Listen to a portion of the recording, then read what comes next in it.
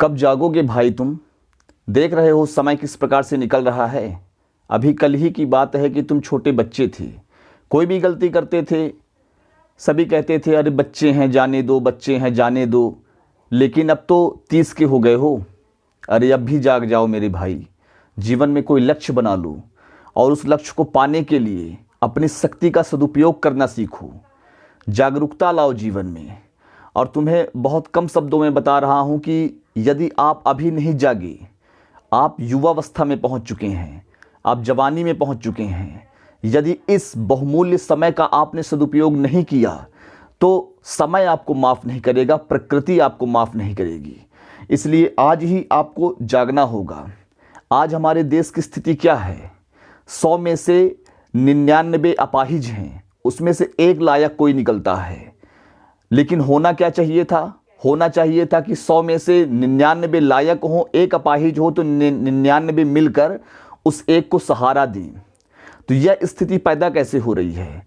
क्योंकि आप जैसे लोग, सामान्य जनता अपनी जागरूकता, अपनी जिम्मेदारियों को नहीं समझ पा रही है और जिसके कारण से वो गलत आदतों में फंसी हुई है।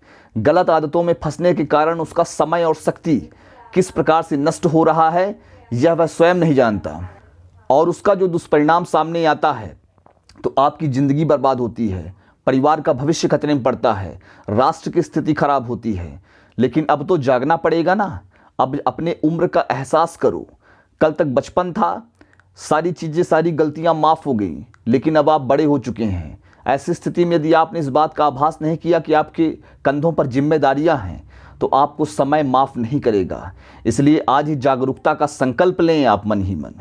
और मैं आपको कुछ छोटी आदतें बताना चाहता हूं। एक शब्द में यदि आप अपने जीवन को सफल बनाना चाहते हैं तो एक मंत्र अपने जीवन में अपना लीजिए। वह है सुबह उठना और उसके लिए रात को जल्दी सोना। यदि यह गुण आप अपने जीवन में आपने अपना लिया तो आपका भविष्य सुरक्षित होगा।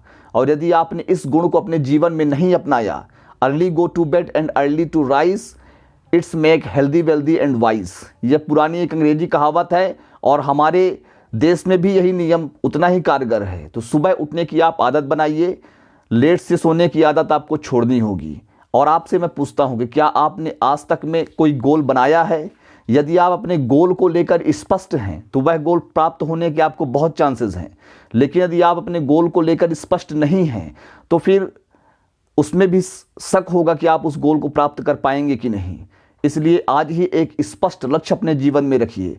और मैं आपको एक चैलेंज देता हूं कि कमेंट बॉक्स में जाकर अपना एक सेंटेंस में अपना गोल बताइए कि आप जीवन में क्या प्राप्त करना चाहते हैं।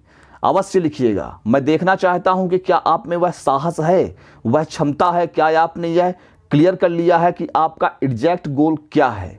तो आइए हम एक गोल बनाएं, अपने जीवन को सफल बनाने हेतु प्रतिबद्धता से कार्य करें। जय हिंद, जय भारत।